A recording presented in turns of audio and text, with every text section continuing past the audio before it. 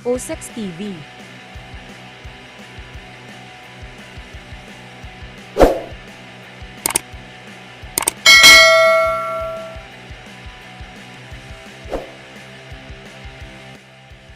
Napadilat ng mata si Sung Jinwoo at biglang bumangon ito sa pagkakahiga niya sa kama. Pakiramdam niya kasi ay naninikip ang dibdib niya at naghahabol ito ng hininga.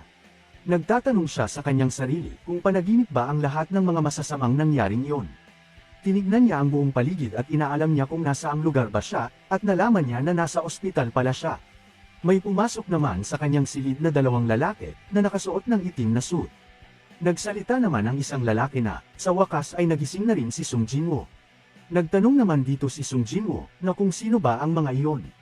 Humingi naman ng pasensya ang isang lalaki na kung nabigla niya si Sung Jinwoo. At iniabot nito kay Sung Jinwoo ang isang card. Binasa ni Sung Jinwoo ang nilalaman ng card na iyon. Ang Korean Hunter Guild's Inspectors. Nagtanong naman si Sung Jinwoo na kung bakit siya gustong makita ng mga inspector. At doon nalaman ni Sung Jinwoo ang mga dapat niyang malaman. Nagulat naman si Sung Jinwoo nang malaman nito na 3 araw na pala siyang natutulog sa ospital na iyon.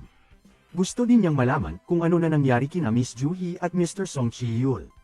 Kung ayos lang ba ang lagay ng mga ito. Sumang-ayon naman ang inspector doon at sinabi pa nito na nasa mabuti na silang kalagayan. Kaya lang, wala na ang kaliwang braso ni Hunter Song Chi-yul. Malaking kawalan iyon para sa kanyang trabaho. Kung gugustuhin niyang magretiro ay pwede naman. Ginagamot pa rin hanggang ngayon si Hunter Lee Ju-hee sa kanyang labis na pagka-trauma. Hindi pa sigurado kung nais pa nilang manatili bilang hunters. At yung iba pa ng mga hunter, gaya ni Kim Sang-shek. Pinutol naman ni Sung Jinwoo ang sinasabing iyon ng inspector at sinabi niyang ayos na yun. Yun lang ang gusto niyang malaman. Naalala naman ni Sung Jinwoo ang ginawang paninisi nito kay Mr. Song at ang pag-iwan nito sa kanila sa loob ng silid na iyon. Sinabi pa ng inspector na ang bilang ng mga taong nakaligtas sa double lair na iyon ay 6. Oo at palagi namang nasa panganib ang mga hunter sa tuwing papasok ang mga ito sa raid dungeon, pero bihira ang mga namamatay ng ganoon. Nang makarating ang mga inspector at ang White Tiger Guild sa lugar ng insidente, ay wala namang ibang naandoon. Sa silid na iyon ay tanging si Sung Jinwoo lang ang naandoon at nakahiga sa altar.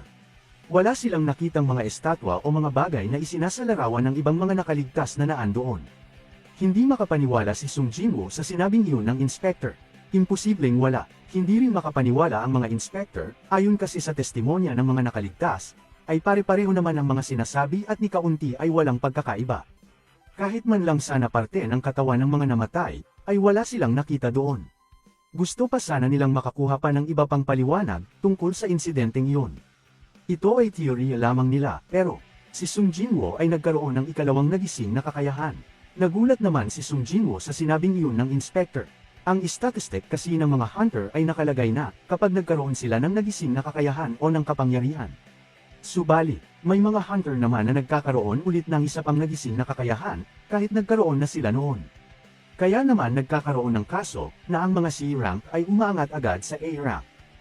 O kaya ay ang isang B-rank ay lumalagpas ng pag-angat hanggang S-rank. Ipinakita naman ng mga inspector kay Sung Jinwoo ang isang magic power detector. Ang kailangan lang gawin ni Sung Jinwoo ay ilagay ang isa niyang kamay sa mana crystal. Iniisip pa ng inspector na kung ganoon kataas ang antas ng mga halimaw na isinalarawan ng mga nakaligtas doon, ay hindi yun kayang harapin ng mga normal na hunter lang. Ang pinagsamang mga A-rank at S-rank lang ang may kakayahang makaresolba sa ganoong sitwasyon. Pero nawala ang lahat ng mga halimaw doon. Imposible namang hindi paghinalaan si Hunter Sung Jinwoo na siguradong nagkaroon ito ng ikalawang nagising na kakayahan. Siya lang kasi ang nakita doon na nag-iisang nakaligtas na nasa loob. Inilagay naman ni Sung Jinwoo ang kanyang kamay sa mana crystal ng magic power detector at nagsimula na itong magbasa.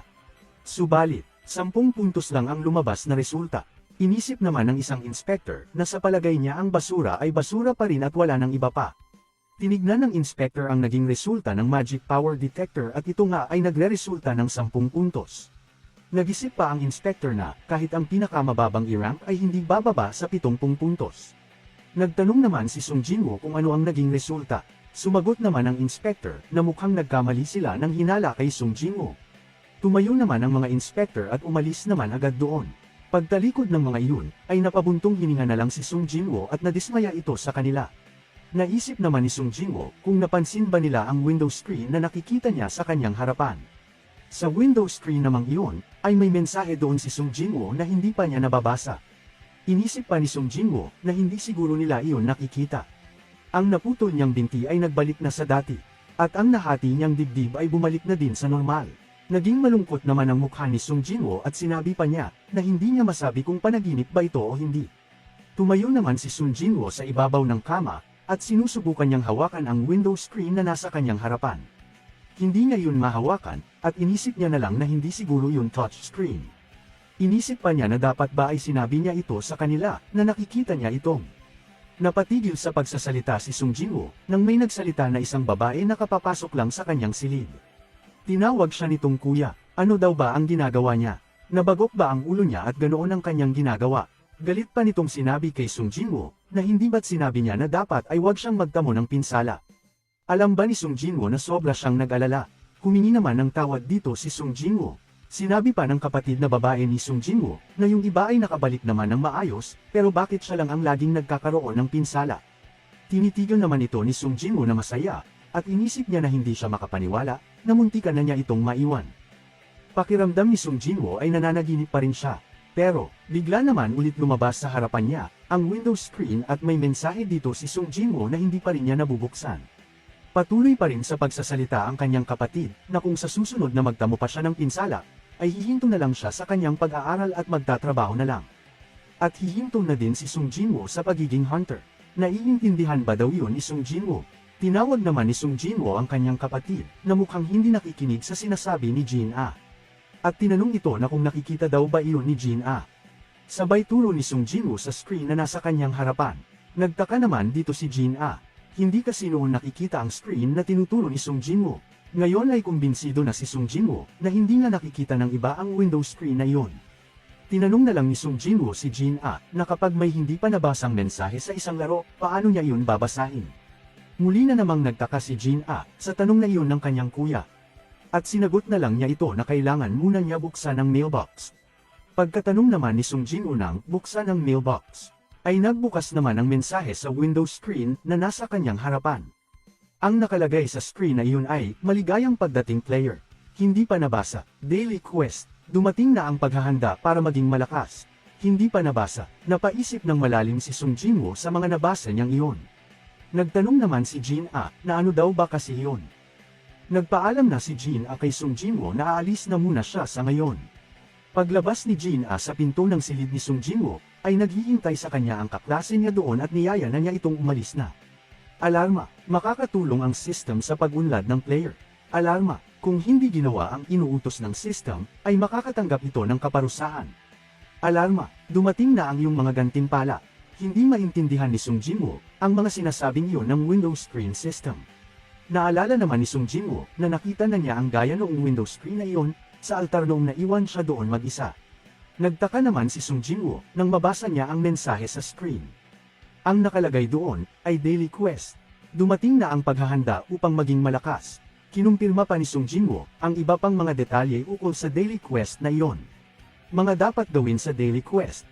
Layunin, push-ups, 100 ulit, hindi pa nakumpleto. Sit-ups, 100 ulit, hindi pa nakumpleto. Curl-ups, 100 ulit, hindi pa nakumpleto. Squats, 100 ulit, hindi pa nakumpleto. Running, 10 kilometro, hindi pa nakumpleto. Babala, kung nabigong kumpletuhin ang daily quest ay magdadala ito ng kaparusahan na nakaugnay sa daily quest. Natawa naman si Sung Jinwoo sa kanyang mga nabasa. Isa lang daw ba yung kalokohan? Sinabi pa ni Sung Jinwoo na kapag na-ospital ka, ay wala ng lakas pa para gawin ang daily quest na iyon. Titignan na lang daw niya ulit iyon pagkatapos niyang matulog. Habang natutulog naman si Sung Jinwoo, ay laging lumalabas sa kanyang screen system ang alarma. Matatapos na kasi ang oras na palugit upang kumpletuhin ang daily quest. Alarma, hindi mo na kumpleto ang iyong daily quest. Mahaharap ka ngayon sa kaparusahan, at mapupunta ka sa lugar ng pagpaparusa, sa loob ng nakatakdang itatagal na oras. Naalimpungatan naman si Sung Jinwoo nang maramdaman niyang yumayonig ang kanyang paligid. Gulat na gulat si Sung Jinwoo, at sa lakas ng pagyanig na iyon ay nahulog siya sa sahig. Paghawak niya sa lapag, ay nabasag iyon. At sa isang saglit lang ay naging buhangin na ang kanyang nahahawakan. Nagulat naman si Sung Jinwoo dahil sa pagtingin niya sa kanyang paligid, ay nasa ibang lugar na siya. Hindi makapaniwala si Sung Jinwoo na nasa isang disyerto na ang kanyang kinalalagyan. Isa lamang ba yung panaginip? Napalingon naman si Sung Jinwoo dahil naramdaman niyang gumagalaw at bumubukol ang buhangin sa kanyang bandang likuran. Nanlaki naman ang mga mata niya nang may lumabas doon na isang higanteng alupihang buhangin na may nakalalasong mga pangil. Lumabas naman ang kanyang window screen system. At nakalagay doon ang dapat niyang gawin sa kanyang penalty quest. Kailangan lang niyang makasurvive hanggang sa maubos ang itinakdang tagal ng oras. Ang nakatakdang tagal ng oras ay 4 na oras, at may nalalabi na lang siyang 3 oras, 59 na minuto at 57 segundo. Nagdilim naman ang mukha ni Sung Jinwoo sa mga nabasa niyang iyon at sinabi pang, hindi na ito isang biro. Mag-4 na oras nang tumatakbo si Sung Jinwoo sa malawak na disyertong kanyang kinalagyan. Kumahabol pa din sa kanya ang higanteng alupihan na iyon. Habang patuloy pa din sa pagtakbo si Sung Jinwoo, ay may nagsilabasan pa ng mga higanteng alupihan sa kanyang unahan. Bakas sa mukha ni Sung Jinwoo ang sobrang takot. Lumabas naman sa harap ni Sung Jinwoo ang window screen system. Penalty quest at mga layunin nito. Kailangan ni Sung Jinwoo na makasurvive doon sa loob ng 4 na oras. At sa loob ng 4 na oras na iyon, ay may 7 segundo na lang siyang natitira. Sa silid ni Sung Jinwoo sa ospital, ay mag-aalas 4 na ng madaling araw. Walang kaalam-alam ang mga nurse at mga doktor doon, na 4 na oras nang nawawala si Sung Jinwoo. Sa loob ng 7 segundo na iyon, ay malapit nang maabutan si Sung Jinwoo ng higanteng alupihan na iyon. Nang makakagat na nito si Sung Jinwoo, ay saktong naubos na ang 7 segundo. Lumabas sa window screen system ni Sung Jinwoo, ay nakumpleto na niya ang penalty quest. Habang patuloy sa pagtakbo si Sung Jinwoo, ay bigla naman itong napunta sa silid niya doon sa ospital. At may sumama pa ditong mga pira-pirasong buhangin. Napaluhod naman dito si Sung Jinwoo at hingal na hingal ito sa sobrang pagod. Tagaktak sa pawis ang mukha ni Sung Jinwoo at napaisip siya sa penalty quest. May mensahe namang lumabas sa window screen system ni Sung Jinwoo. Nang babasahin na sana niya ito ay bigla naman siyang nawala ng malay at bumagsak sa lapag. May napadaan naman na isang nurse sa silid ni Sung Jinwoo at may narinig ito na ingay sa loob. Pagpasok nito sa loob, ay nagulat ito nang makita niyang nakahandusay sa lapag si Sung Jinwoo na nawala ng malay. Tumawag ito ng tulong upang matignan ang kalagayan ng pasyenteng si Sung Jinwoo. Lumipas naman ang 4 na araw. Isang umaga sa loob ng ospital, ay nag-uusap ang dalawang nurse. Ang pinag-uusapan nila ay si Sung Jinwoo, na isa palang hunter, sabi ng isang nurse. Sumang-ayon dito ang kausap nitong nurse at sinabi pa noon, na laging tumatakbo si Sung Jinwoo araw-araw. Simula noong nagising siya 2 araw ang nakalipas. Ano naman daw ang sabi ng doktor sa ginagawang iyon ni Sung Jinwoo? Ayon sa doktor, ang mga hunter ay mabilis ang paggaling kaysa sa mga normal na tao.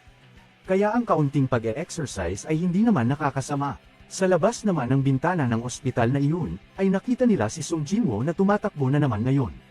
Sinabi naman ng isang nurse na kung ganoon ba ang kaunting exercise, talaga daw ba na ayos lang ang ganoong ginagawa niya.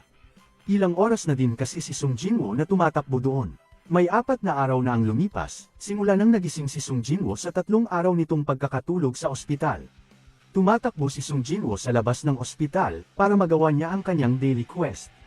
At sa pagdaan ng mga araw na iyon, ay may ilang mga bagay si Sung Jinwoo na nalaman. Ang una, ay ang window screen na lumalabas sa kanyang harapan ay hindi isang ilusyon lang.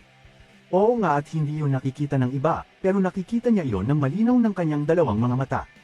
Kuminto na si Sung Jinwoo sa ginagawa nitong pagtakbo, at hingal na hingal ito sa pagod. Nakalagay doon na nakumpleto na ni Sung Jinwoo ang lahat ng kanyang daily quest. At dahil kumpleto niya iyong natapos, ay may matatanggap siyang 3 gantimpala. Ang una, ay ang status recovery. Ang pangalawa, ay ang stat points. At ang pangatlo, ay ang random box. Dahil napagod si Sung Jinwoo sa pagkumpleto nito sa kanyang daily quest, ay kailangan niyang makarecover. Kaya ang una niyang pinili ay ang status recovery. Binalot naman ng liwanag ang kanyang buong katawan, at siya lang ang nakakakita nito. Isa iyong mahika na kaya nitong pawiin ang pagod pagkatapos ng pag-e-exercise. Ang kapaguran na nararamdaman ni Sung Jinwoo sa buong niyang katawan, ay bigla namang nawala na parang hindi siya nag-exercise. Bukod pa doon, ay mayroon pa siyang stat points at ang random box. Magagawa mo din pataasin ang kahit na ano sa iyong statistic ng kakayahan, hanggat mayroon kang stat points. Makikita din sa window screen system, ang status ng kakayahan na mayroon si Sung Jinwoo ngayon. Sa ngayon ay may isang antas pa lang ang kanyang kakayahan, pero wala pa siyang uri kung anong klase ang kanyang kakayahan. Wala pa din siyang titulo na natatanggap. Ang kanyang heal points ay mayroong 100 puntos, at ang kanyang mana points ay mayroon lamang na 10 puntos. Ang kanyang lakas ay mayroon lamang na 16 na puntos. 10 puntos sa kanyang sigla, 10 puntos din sa kanyang kaalaman. Sa kanyang liksi ay 10 puntos. At sa kanyang pandama ay may 10 puntos din. At may natitira pa siyang 3 puntos, na pwede niyang idagdag sa kahit na alin man doon ang kanyang magustuhan. Magiging malakas si Sung Jinwoo pag pinataas niya ang mga puntos ng kanyang statistic ng kakayahan. Ganoon din pag tumaas ang antas ng kanyang kakayahan, ay tataas din ang statistic points ng kanyang kakayahan. Status, mga kakayahan, mga kagamitan, sisidlan, tambakan ng kagamitan. Lahat iyon ay makikita sa Windows screen system ni Sung Jinwoo. Parang gaya sa isang laro, na kontrolado ng isang player ang lahat ng magaganap sa kanya sa isang laro. Tumawa naman si Sung Jinwoo, na parang natutuwa siya sa mga nangyayari sa kanya ngayon. Sa ospital, nagpapaalam naman si Sung Jinwoo sa nurse na nakabantay doon, na kung pwede siyang lumabas ngayong araw. Pwede naman daw sabi ng nurse. Kaya lang, kailangang sabihin ni Sung Jinwoo kung saan ito pupunta. Sinabi naman ni Sung Jinwoo, na may aasikasuhin lang siyang trabaho niya sa labas. Nang makalabas na si Sung Jinwoo sa ospital, ay nagtungo ito sa Hapjeong Station. Nakatayo na si Sung Jinwoo sa hagdan pababa, papasok sa istasyon. Gustong malaman ni Sung Jinwoo kung para saan ang kulay berdeng susi na kanyang hawak-hawak. Lagi siyang nakakatanggap ng random box sa tuwing natatapos niya ang kanyang daily quest. Minsan ay laging walang kwentang bagay ang binibigay sa kanya ng random box na iyon. Gaya ng pangtali sa sugat at mga pangsulat. Pero ang bagay na hawak niya ngayon ay kakaiba. Isang dungeon key na class E. Iyon ang susi kung saan pwede kang gumawa ng isang instant dungeon. Ginagamit iyon sa ikatlong pasukan ng Hapjeong Station. Isang susi na pwedeng magbukas ng instant dungeons. Inisip naman ni Sung Jinwoo na kung para saan ba ang lahat ng mga bagay na iyon. Mga quest, ang status window, mga gantimpala. Maaaring ang lahat ng mga iyon ay dahil sa ikalawang nagising na kakayahan. O kaya naman ay isang prosesong paraan para magkaroon ng ikalawang nagising na abilidad. Kung iyon naman ang kaso, ay malaking bagay iyon kay Sung Jinwoo na iyon ay subukan. Nasabi pa ni Sung Jinwoo sa kanyang sarili, na ang pinakamahina sa lahat ay nagkaroon ng ikalawang nagising na abilidad. Siguradong tatawa lang ang mga taong makakarinig ng mga iyon. Sinabi pa ni Sung Jinwoo sa kanyang sarili, na may tiwala siya sa abilidad niyang tumakbo. At kapag naging mapanganib ito gaya ng mga nakaraang pangyayari, tatakbo siya pabalik kahit ano pa ang mangyari. Itinapat ni Sung Jinwoo ang susi sa pasukan ng istasyong iyon, ay nagkaroon naman doon ng liwanag na kumikislap-kislap na parang may bultahe ng kuryente. At sinimulan na ni Sung Jinwoo na pumasok doon. Pagpasok doon ni Sung Jinwoo, ay nagsara naman iyon na parang naharangan ng isang malaking bloke ng yelo. Nagulat naman doon si Sung Jinwoo at sinabi niya na hindi iyon pwedeng mangyari. Napalingon naman si Sung Jinwoo nang may dumaan na isang babae galing sa loob papalabas sa pasukang iyon. Pero hindi siya nito nakita o napansin. Natanong na lang ni Sung Jinwoo sa kanyang sarili na isa pala itong ibang dimension. Napansin din ni Sung Jinwoo na kakaiba iyon sa normal na mga dungeon. Hindi pa siya nakakita ng ganito noon, pero siguro ganoon ang itsura ng isang Red Gate dungeon. Napakamot na lang si Sung Jinwoo sa kanyang ulo dahil plano pa naman niyang tumakbo palabas kung sakaling may masamang mangyari sa kanya sa loob. Kung nasarahan ang daanang iyon, hindi na siya makakatakbo palabas doon. Nag-alarm naman ang Windows screen system ni Sung Jinwoo. At nakalagay doon na hindi siya maaaring makalabas ng dungeon na iyon, hanggat hindi napapaslang ang boss monster o kaya naman ay gumamit ng return crystal. Nasabi na lang ni Sung Jinwoo na hindi ka rin pala basta-basta makakaalis doon at kailangan muna mapaslang ang boss. Nag-aalalang dagdag pa ni Sung Jinwoo, ilang araw pa nga lang ang lumipas, nang nahirapan siya sa mga A-rank monsters. Tapos ngayon kailangan niyang malinis at matapos ang dungeon na iyon, nang siya lang mag-isa. Hindi daw ba yun isang biro? Napamura na lang si Sung Jinwoo sa kinakaharap niyang sitwasyon ngayon. Naramdaman naman ni Sung Jinwoo ang panganib na naghihintay sa kanya sa loob ng dungeon na iyon.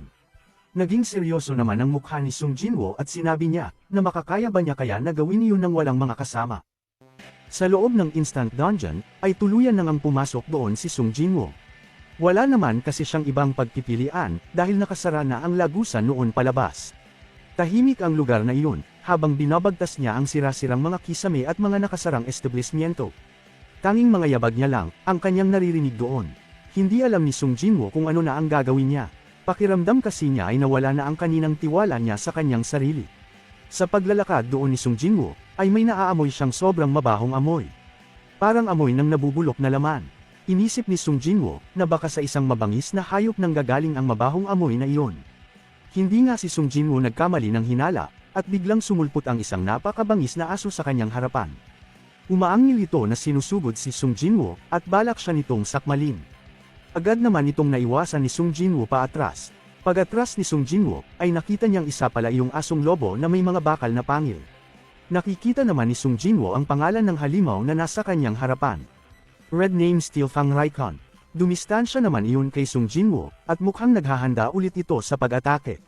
Naisip naman ni Sung Jinwoo, na kahit nga isa o dalawa lang na goblin ay hirap na siyang labanan, paano pa kaya siya mananalo laban sa Raikon na iyon? Umaangil naman ang Raikon na iyon, habang tinatansya niya si Sung Jinwoo. Natigilan si Sung Jinwoo, nang maramdaman niyang hindi niya maigalaw ang kanyang mga binti. Napaisip naman si Sung Jinwoo, kung bakit nangangatog ang kanyang mga binti. Dahil ba iyon sa takot? Wala naman siyang naaalala na nagkaroon siya ng trauma, sa mga masasamang nangyari sa kanya noong araw na iyon. Nabigla naman si Sung Jinwoo, nang biglang umatake na naman ulit ang Raikon. Naiwasan naman niya ulit iyon. Pero sa pagkakataong iyon, ay wala siyang kasamang healer. Kaya hindi siya dapat magkapinsala doon. Sa bilis ng paggalaw ng Raikon na iyon, ay muli ulit iyon umatake, at nakalapit agad iyon sa harapan ni Sung Jinwoo. Muntik na nitong masakmal ang ulo ni Sung Jinwoo.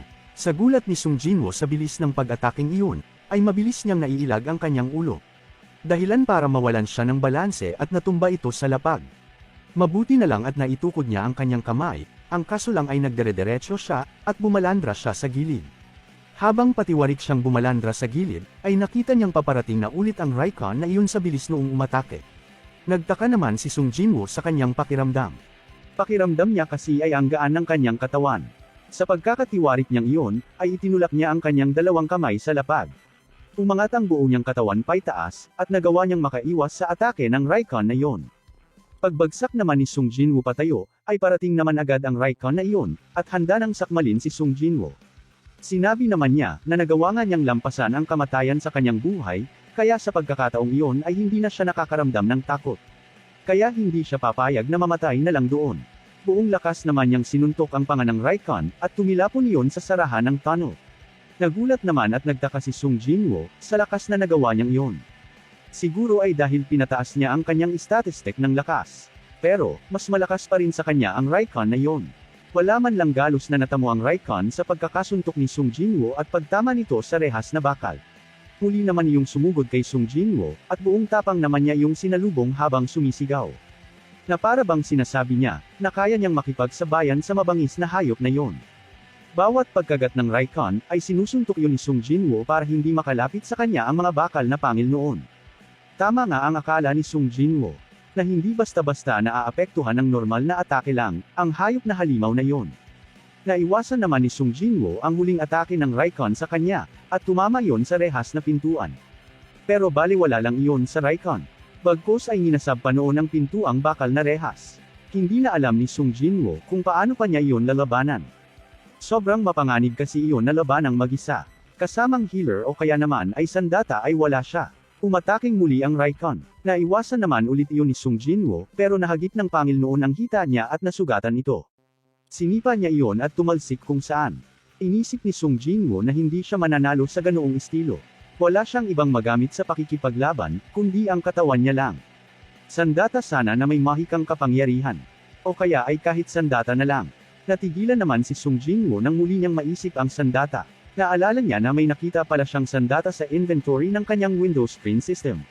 Sa oras na iyon ay pasugod na ulit ang mabangis na Raikon na iyon. Inventory. Sigaw ni Sung Jinwoo at lumabas naman sa kanyang harapan ang Windows screen inventory. Hinugot dito ni Sung Jinwoo ang espada, para lang yung mahika na pwedeng maglabas ng kahit na anong bagay. Walang idea si Sung Jinwoo kung bakit nandoon ang espadang iyon. Paghugot ni Sung Jinwoo sa espada, ay diretso nitong itinaga sa Raikon na nakarating na sa kanyang harapan. Nahati ang mukha noon hanggang sa katawan, at bumaon pa sa sahig ang espada sa lakas ng hampas noon ni Sung Jinwoo. Nahati sa dalawa ang katawan ng Raikon, at patay na itong bumagsak sa sahig. Ang espadang iyon ay kay Mr. Kim Sang-shek, na iniwan noon sa double lair. Nag-alarm naman ang Windows screen system ni Sung Jinwoo, na natalo na niya ang Steelfang Raikon. At tumaas ng isang antas ang kanyang kakayahan. Ang alam ni Sung Jinwoo, ay binili ni Mr. Kim ang espadang iyon sa halagang 3 milyong won. Inisip ni Sung Jinwoo na sa mahal ng espadang iyon ay hindi niya iyon kayang hawakan. Pero gagamitin muna niya iyon sa ngayon. At ang inventory ay talagang kapaki-pakinabang iyon para kay Sung Jinwoo. Inisip pa niya na kung pwede ba siya maglagay ng kahit na ano doon. Maya-maya lang ay napalingon si Sung Jinwoo sa dumating na dalawa pang Raikon. Sinabi naman ni Sung Jinwoo na ngayong mayroon na siyang sandata, ay wala na siyang dapat pang ipag-alala. Tumayo si Sung Jinwoo at hinawakan nito ang espada. Subalit, hindi niya iyon mahugot sa pagkakabaon sa sahig. Papalapit na sa kanya ang dalawang Raikon, ngunit hindi niya talaga mahugot ang kanyang espada. Ginamit niya ang buong lakas niya upang hugutin ito, dahil nakalapit na sa kanyang likuran ang mga Raikon na iyon. Nang mahugot na niya iyon, ay saktong naiwas-iwas niya iyon sa isang Raikon. Nadaplisan lamang iyon at sinalo naman ang isa pang Raikon, ang espada gamit ang kanyang mga bakal na pangil. Nagulat naman si Sung Jinwoo sa ginawang iyon ng Raikon, at nasabi na lang niya na may silbi din pala ang mga bakal na pangil ng mga ito, pero hindi niya hahayaang mapunta sa wala ang espadang iyon ni Mr. Kim. Iniwas-iwas ulit ni Sung Jinwoo ang espada ng buong lakas nito, at tinamaan naman noon ang Raikon na nahati ang katawan.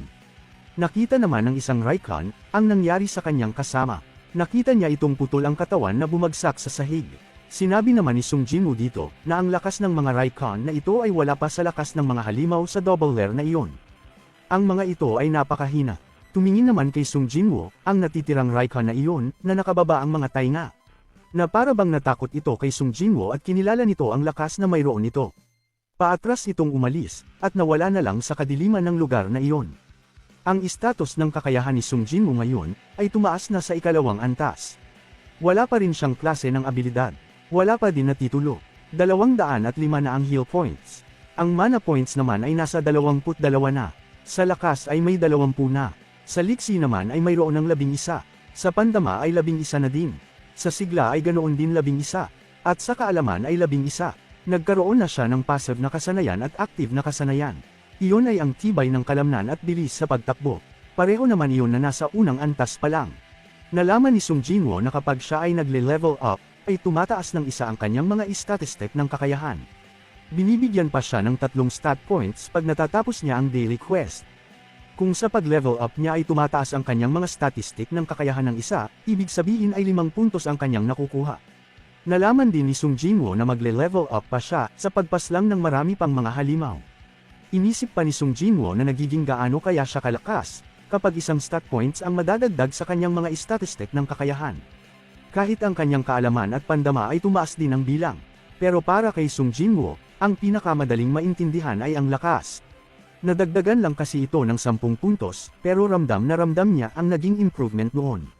Medyo naguguluhan pa doon si Sung Jinwoo, kaya inisip na lang niya, na siguro ay dahil nagawa niyang mabalanse ng maayos, ang kanyang mga statistic ng kakayahan. Hindi niya na lang iyon inintindi. Basta't ang alam niya ay mas lalakas pa siya, kapag nagawa pa niyang mag-level up. Pakiramdam ni Sung Jinwoo, na parang ngayon ay kaya na niyang maging malakas.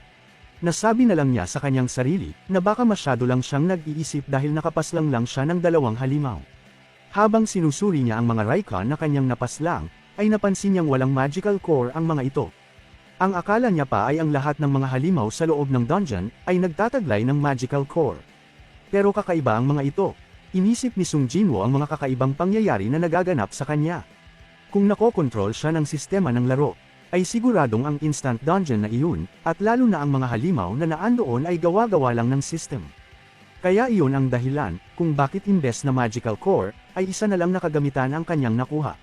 Nababasa naman doon ni Sung Jinwoo, kung ano at para saan ang kagamitan na kanyang nakuha sa napaslang niyang mga Raikon. Raikon's Fang, isang basurang kagamitan. Pwede iyon ni Sung Jinwoo itabi sa kanyang inventory, o kaya naman ay ibenta na lang sa store na nasa kanyang Windows screen system. Doon din nalaman ni Sung Jinwoo, na pati pala store ay mayroon sa system. Kung pwede magbenta ng mga kagamitan, ay pwede rin ba kaya bumili doon? Tanong pa ni Sung Jinwoo sa kanyang sarili. Nag-alarm naman ang Windows screen ni Sung Jinwoo, at may nakalagay doon, na hindi sapat ang kanyang antas, para makabili sa store system. Kapag bago pa lang pala na player, ay hindi pa pwedeng magamit ang function na iyon. Ibinenta na lang ni Sung Jinwoo sa store, ang nakuha nito na mga pangil ng Raikon. Nabenta naman iyon sa halagang 20 gold coins. Hindi alam ni Sung Jinwoo kung gaano na iyon kahalaga, gayong hindi naman iyon totoong pera. Sinabi pa ni Sung Jinwoo na ang dungeon na iyon ay siguradong isa lang e-rank, at hindi na iyon ganoon kahalaga. Nasabi yun ni Sung Jinwoo dahil alam na niya sa kanyang sarili na siya ay lumalakas na. Ano na ngayon ang gagawin ni Sung Jinwoo? Hindi siya makakaalis sa instant dungeon na kanyang kinalalagyan, hanggat hindi pa niya napapaslang ang boss monster sa dungeon na iyon. Isa pa ay maaari lang din siya makaalis doon, kapag nakakuha na siya ng return crystal. Pero hindi pa alam ni Sung Jinwoo, kung mangyayari pa ang bagay na iyon. Mauubusan na kasi siya ng dalang pagkain, pag nagtagal pa siya sa loob ng instant dungeon. Isa pa ay kung ang boss monster na naandoon ay isang E-rank, ay mahihirapan pa rin siyang kalabanin iyon nang siya lang mag-isa. Naisip naman ni Sung Jinwoo na kapag nagawa niyang talunin ang boss monster doon, ay posibleng mag-level up siya ng ilang beses pa. Ang kaso ay baka mamatay na siya bago pa yun mangyari. Sa di kalayuan sa madilim na silid na iyon, ay nakita ni Sung Jinwoo ang isang Raikon na umatras kanina sa kanilang laban. Pero hindi na iyon nag-iisa. Bumalik ang Raikon na iyon, at nagsama siya ng marami sa kanila. Nang makita nila si Sung Jinwoo, ay nagsiangilan ang mga iyon at sabay-sabay silang sumugod patungo sa kinalalagyan ni Sung Jinwoo. Wala namang ikinatakot doon si Sung Jinwoo, dahil naranasan na niyang mamatay ng isang beses noon. Hinawakan niyang mabuti ang kanyang espada, at pasugod din niyang hinarap ang mga Raikon na nakalapit na sa kanya. Iniwas-iwas niya ang kanyang espada, sa kaliwa at sa kanan. Hanggang sa may matamaan ito na isa, at napugutan iyon ng ulo. Nagawa naman ng isang Raikon, na makalapit kay Sung Jinwoo. Nahagip nito ng mga bakal na pangil, ang kanyang damit. Inihampas naman dito ni Sung Jinwoo ang kanyang espada, ang kaso ay nakaiwas naman doon ang Raikon. Pinaikutan naman si Sung Jinwoo ng mga Raikon na iyon. Sinabi naman dito ni Sung Jinwoo, na hindi siya ganoon kadaling mapaslang. At ganoon din ang nakikita niya sa mga ito, pero para kay Sung Jinwoo, ay gagawin niyang mabangis ang kanyang estilo sa pakikipaglaban doon. Hanggat kaya ng kanyang katawan. Mabilis ang pagkilos na ginawang iyon ni Sung Jinwoo, at ang pagwasiwas ng kanyang espada. At dahil sa bilis niyang iyon, ay marami siyang tinamaan na mga Raikon. Nag-alarm naman ang Windows system ni Sung Jinwoo, na ito ay nag-level up. Patuloy pa rin si Sung Jinwoo, sa pagpaslang sa iba pang mga Raikon. Muli naman siyang nag-level up, pagkapaslang niya sa isa pang Raikon. Ngayon ay naiintindihan na ni Sung Jinwoo, na kapag huminto siya sa pag-atake doon, ay siguradong magkakapira-piraso ang katawan niya doon. Muli na naman ulit nag-level up si Sung Jinwoo. Pagkasaksak niya sa ulo ng isang Raikon, ay umupo si Sung Jinwoo at nagpahinga saglit. Habang tinitignan naman niya ang natitira pang mga Raikon, ay naalala naman niya ang kanyang ina at ang kanyang kapatid na babae. Inisip naman doon ni Sung Jinwoo, na kung mamamatay lang siya doon, ay hindi rin niya magagawang protektahan ang mga gusto niyang protektahan. Ayaw ni Sung Jinwoo na mangyari ang mga bagay na iyon, at mawala sa kanya ang lahat. Tumayo naman si Sung Jinwoo, at handa na siya muling makipaglaban. Inisip pa ni Sung Jinwoo sa kanyang sarili, na hindi niya ibababa ang kanyang ulo, gaya ng isang mahina. Hinawakan niyang mabuti ang kanyang espada, at itinutok ito sa mga Raikon na nasa kanyang harapan. Dagdag pa sa isip ni Sung Jinwoo, na kung kaya niya lang na maging malakas, ay hindi siya susunod sa mga kalokohang inuutos sa kanya ng system. Sumigaw si Sung Jinwoo, at buong tapang itong sumugod sa mga Raikon na iyon. Nagawa naman niyang maubos ang mga Raikon na natitira sa kanyang harapan, at muli siyang nag-level up. Nakahinga ng malalim si Sung Jinwoo, at nagpatuloy ito sa paglalakad habang hila-hila nito ang kanyang espada. Pagdating niya sa tarangkahan ng subway station na iyon, ay napakarami palang mga Raikon ang nag-aabang sa kanya doon. Ang dating pulang pangalan ng mga Raikon na iyon, ay mga kulay puti na ngayon. Ibig sabihin lang noon, ay mahihina na ang mga iyon para sa kakayahan na mayroon na ngayon si Sung Jinwoo. Hinarap naman ang mga iyon ni Sung Jinwoo, at napabuntong hininga na lang. Naubos namang lahat na paslangin ang mga iyon ni Sung Jinwoo, at may lumabas sa kanyang Windows Ring system. Nagkaroon na si Sung Jinwoo ng titulo, iyon ay ang Wolf Slayer. Naging mapurol na ang espadang hawak ni Sung Jinwoo. Pagpatuloy kasing ginagamit ang sandata, sa huli ay nawawalan din ito ng tibay.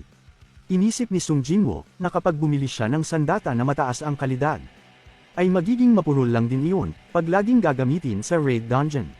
Naalala ni Sung Jinwoo noong isang beses ay bumili siya ng isang dagger, na nagkakahalaga na 50,000 won.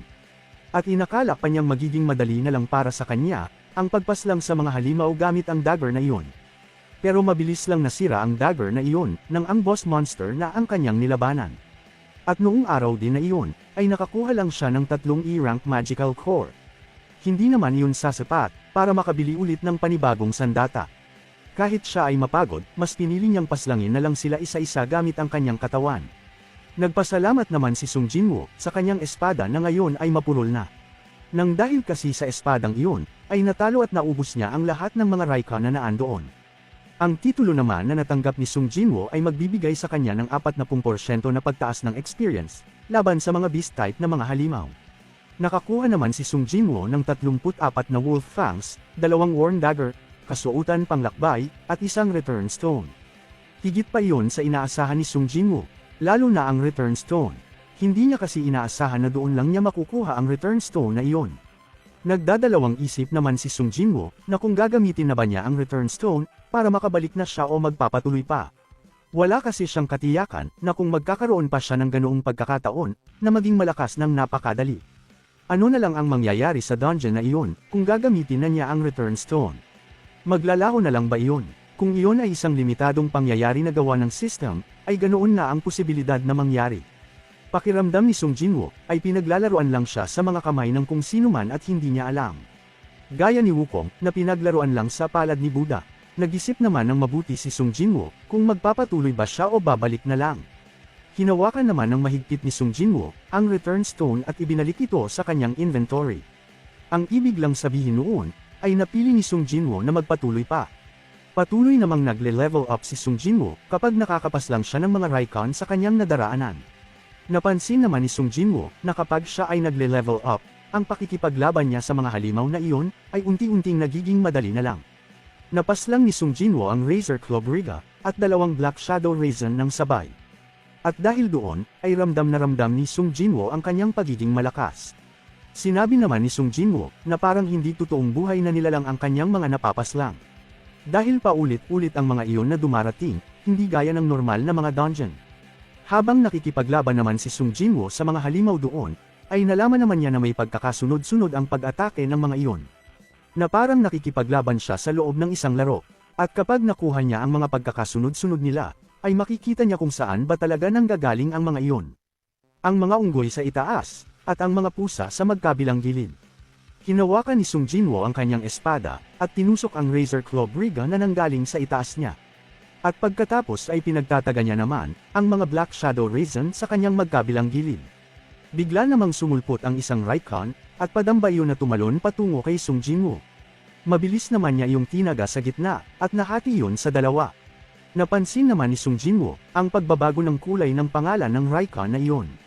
Nasabi na lang ni Sung Jinwoo ang pagbabago sa kulay ng mga pangalan nila ay nakabase sa lakas na mayroon sila.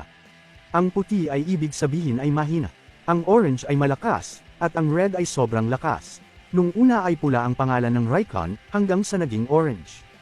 At ngayon ay puti na lang iyon, para kay Sung Jinwoo. Naging malakas na nga si Sung Jinwoo. Pero kahit na malakas na siya ngayon, hindi siya sigurado kung kaya niya talunin ang boss monster na nasa ibabang basement. Nararamdaman naman ni Sung Jinwoo ang presensya ng lakas ng halimaw na nasa ibaba. Nabibigla naman si Sung Jinwoo sa ganoon niyang pakiramdam. Siguro ay dahil tumaas na ang status ng kanyang pandama. At masasabi na ngayon ni Sung Jinwoo kung gaano kalakas ang halimaw na iyon na nasa ibabang bahagi ng basement. Ang status ng kakayahan ni Sung Jinwoo ngayon ay nasa 15 antas na, at may 30 puntos na ang kanyang kapaguran. Napansin naman ni Sung Jinwoo na hindi na tumataas pa ang kanyang antas. Pati ang kanyang espada ay hindi natatagal sa labanan. Binagtas na nga ni Sung Jinwoo ang hagdan pababa patungo sa basement. Nagtataka naman si Sung Jinwoo kung bakit parang ang dami ng hagdan. At ang haba ng daan na iyon pababa. Hindi nagtagal ay narating na nga ni Sung Jinwoo ang ibaba ng basement. Muli na naman siyang nagtaka kung iyon daw ba talaga ang Hapjeong Station. Para kasi yung gilid ng lawa na may mga nakatubong mga maliliit na damo sa gilid noon. Nabigla si Sung Jinwoo nang maramdaman niyang may mabilis na pasugod papunta sa kanyang kinaroroonan. Pasigsag ang takbo noon at palapit sa kanya. Nagawa naman iyon sa lagim ni Sung Jinwoo gamit ang kanyang espada. Sa sobrang bilis noon, ay hindi nagawang pigilan ni Sung Jinwoo ang lakas ng impact ng pagkabangga noon sa kanya. Sa lakas noon, ay tumalsik si Sung Jinwoo at tumama ito sa isang poste. Nasaktan doon si Sung Jinwoo, pero mas ikinabahala naman niya nang naputol ang espadang ipinangsalag niya sa pag-atakeng iyon. Ang akala ni Sung Jinwoo ay lumakas na siya sa kanyang pag-level up, pero ang pangalan ng halimaw na nasa kanyang harapan ay isang kulay orange. Isa iyong giganteng ahas na may malapad na ulo, at ang pangalan noon ay Swamp's Ruler, Blue Poison Fangs Resoka. Nagangil yun kay Sung Jinwoo at inilabas nito ang mahaba niyang 2 pangil na kasing talim ng isang dagger. Nagtanong si Sung Jinwoo kung iyon na ba ang boss monster sa dungeon na iyon. Hinawakan naman ni Sung Jinwoo ang naputol nitong espada at naghanda na sa muling pag-atake ng higanteng ahas na iyon.